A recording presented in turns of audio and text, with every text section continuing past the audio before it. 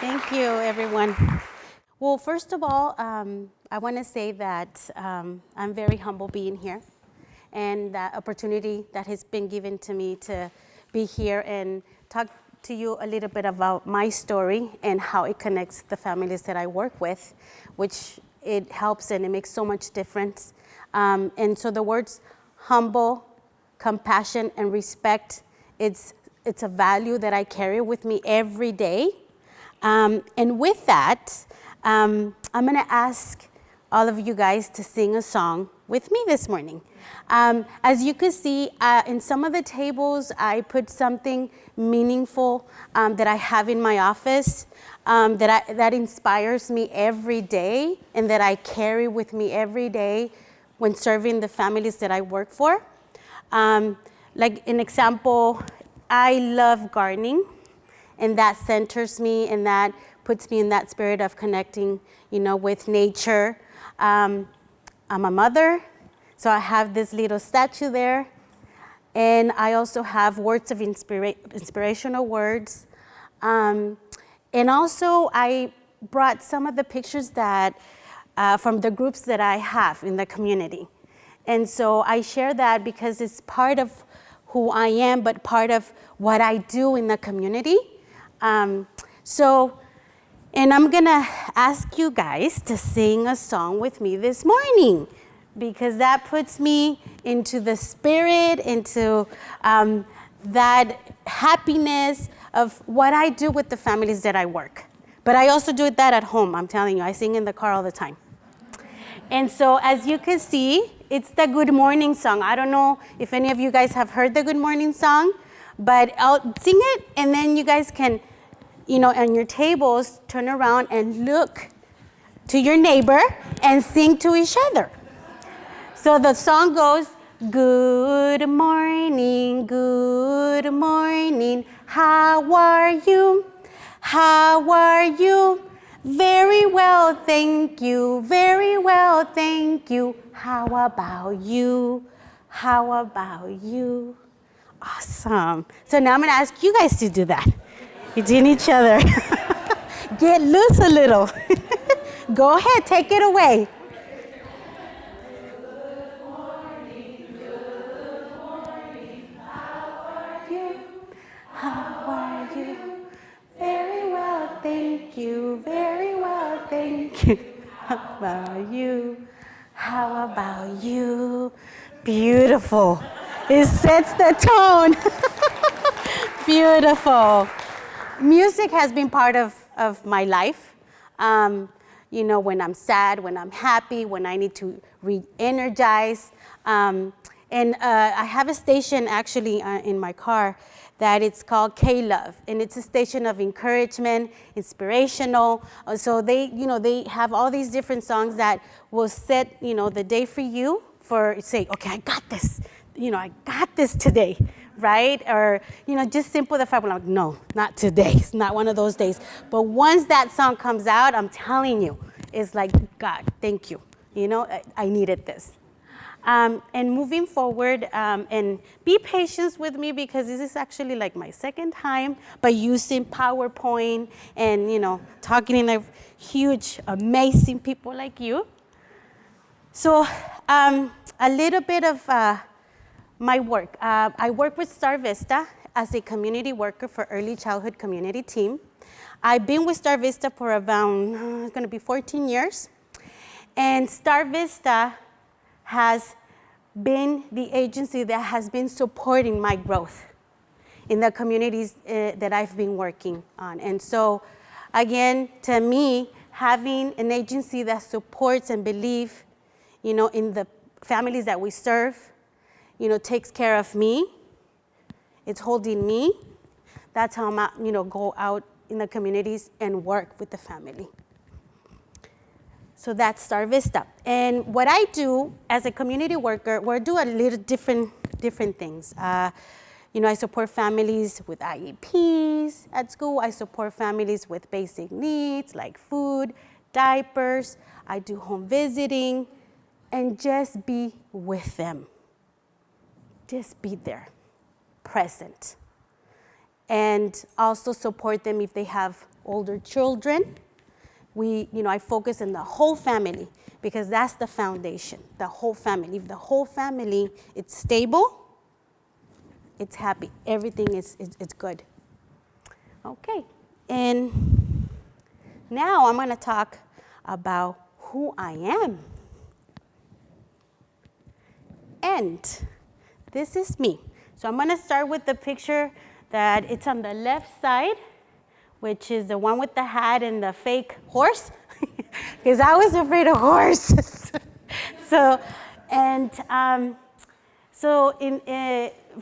I came from Mexico with my mom, a single parent. I came here to the United States when I was 8.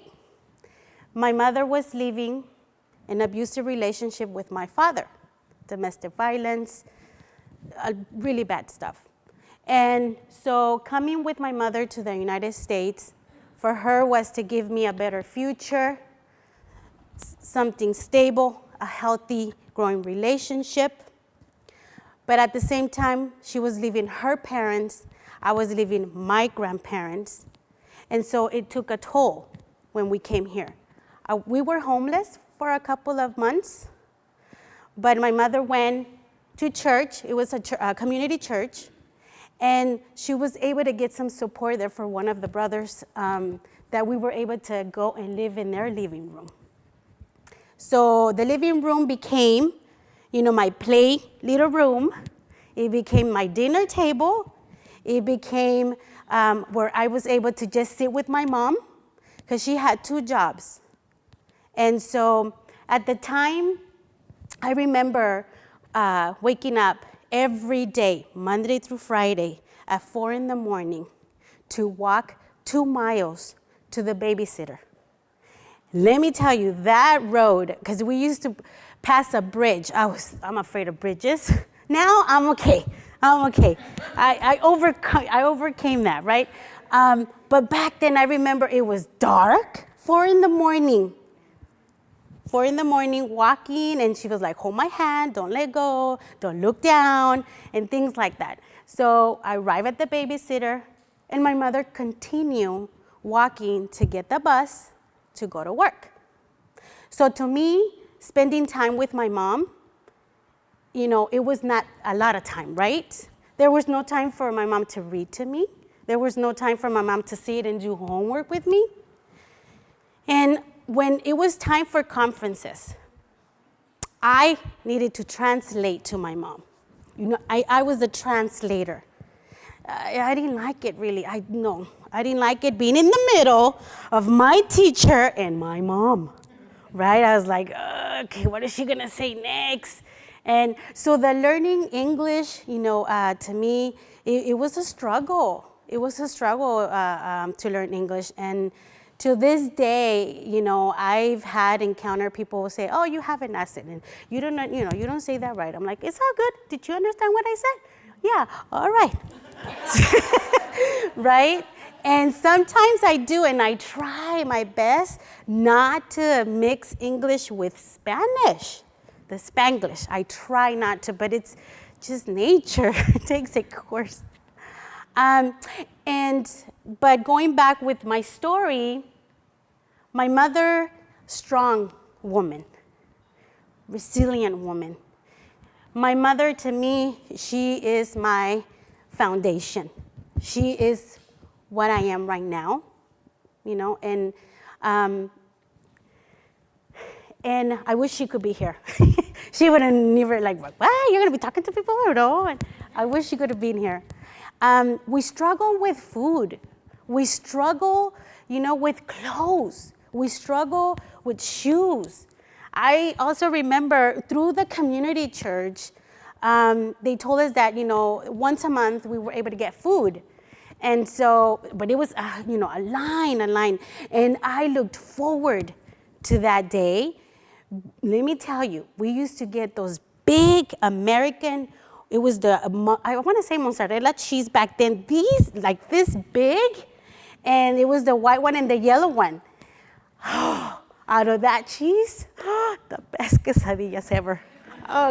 Till this moment, I've not had a quesadilla that tastes so delicious like that time. I have not had it, no. And so, she struggled. Also, I remember, she telling me when we go, choose only the clothes that you need because there's other people, that is going to come and, need clothes too.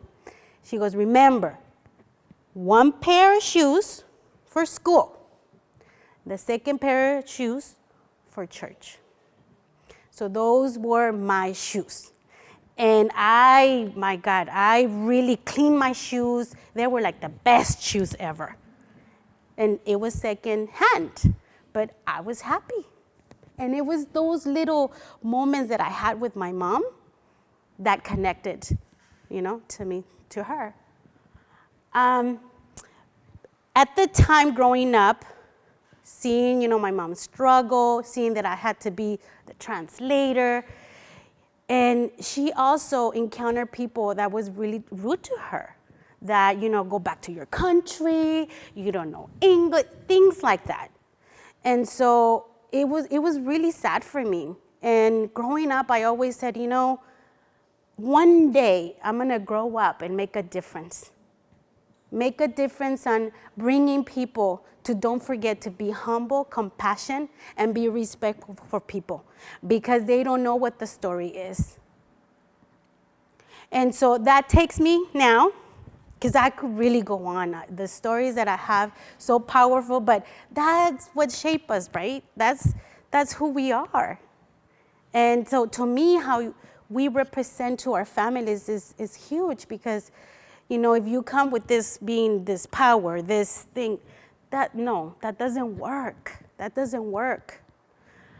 So I jump now to my family. And so my family, my husband, and then, so this is a kind of old picture. So I have 4 kids. One is 26. The second one is 25, very close at age. I got married very young too. And that's a whole process too. I got very, very young married. And then after 10 years, because I was done, I'm like, I have no more kids. It's a struggle and I'm not gonna have the same time. But then I was blessed with my 14-year-old son. And then after 3 years, I was blessed with my daughter. Then after my daughter, I have my dog. I raised my dog. He was 2 weeks old when I got him. So every 2 hours, I was I'm for real, I was waking up and feeding my dog because I didn't want my dog to die. So I was feeding him. I was like, no, you gotta feed him. He need to make sure. So and he's gonna be 4 in December. So that's my baby, and my dog also has been a great companion in a way of helping me with anxiety. I suffer anxiety. Not now, because he has been helping me so much when I walk my dog. It reconnects me again, right? So my story, looking at my family, and when I'm working with families, I talk to my families about having different stages with my children, different ages. I'm not perfect, I'm learning with you. And so it helps me when there's something going on with in my personal life, and then I go back to their homes, they share what's going on, and I'm like, oh, wow, I try to be as authentic as possible with them. That's what I see that it works. Because if you're there being someone that is not true to yourself or who you are, that doesn't work. Families will not be, you won't be able to make that connection. That's powerful, powerful. And also, when the basic needs come along with the families that they're struggling for rent, for food, it takes me back to when I was there at one time. I walked those shoes. And that humbles me every day, because it's very easy to forget that. Very easy to forget that. We get so busy, with things, and life happens. But when we're serving families and we're out in the community, we need to remember that. We need to remember that, it's not about the title that you're wearing. It's about just sitting there being kind, just listen to their stories. They have so many strengths. I look back on my mom coming to a country, not knowing the language, single parent, her story of abusive relationship with my father. It's like, wow. And then yet she's here, worked her life to give us a better life, right? And this is exactly what our families are out there doing, trying to survive, and one thing that I've noticed too is that when we go with our own agenda, it's gonna go out the window because we're not being with the parent, we're not with the need. Say, you know what, you tell me, what is it that would help me to help you? Because it takes two. They say it takes two to tango. It takes two to work this out. And so, again, to me, I really want you guys to think about humility, compassion, and respect. And I'm going to have you guys now share. I have more, I have a story of the humbliness of every day, what works for me. And so now it's going to be your chance to share your story. Now, share as comfortable as you feel. But I do ask to be real, to connect. Why are we here? We're here for a reason, and that's because we care. We're out there and we care. And supporting each other, at the end of the day is what it matters. So I push a little bit for you guys to share, and and that's why the Friday cafes are here. Sometimes it's very easy to just block and say, nah, we're good, I'm good. But we're here for a reason, and take advantage of it. I go out in the community and I've encountered people that say to me, just give up. They're gonna fall again. They're gonna fall again. And she's gonna go back and this and that. There's no use. And I said, not to me, not to me. So now what I'm gonna ask you guys to do is find someone that has the same color of shirt. That way you guys can, yeah. See me maybe. So I'm gonna have you guys walk around, network, bye. See you later, thank you. And let me know when you do.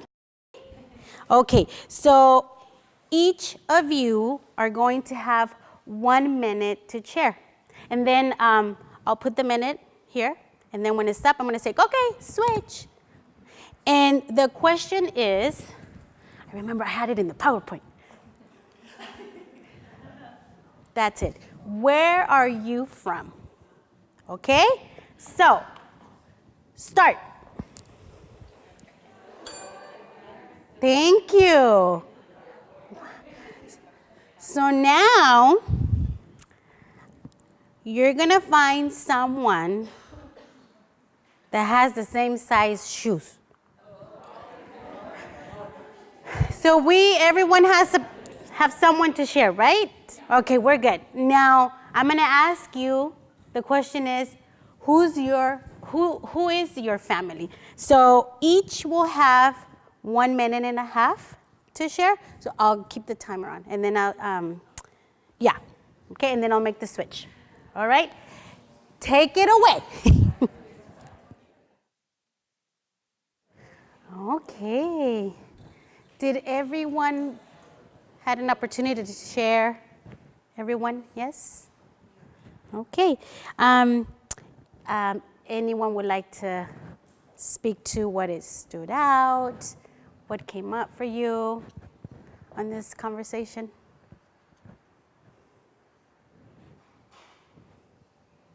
Good? Okay. So now what we're going to do, I'm going to have you guys to do an activity. And on your tables, there's the sticky notes. Those are big sticky notes, as you can see. And so what we're going to do individually, you're going to write what keeps you strong and what gives you hope to go on individually. You write it on the post. If you like to share with your people that you're sitting on the table. And after you're done, I will ask if you guys can use the walls just to post them, and then walk around and look at the others what they share. Okay? And the second would be, what gives you hope to go on?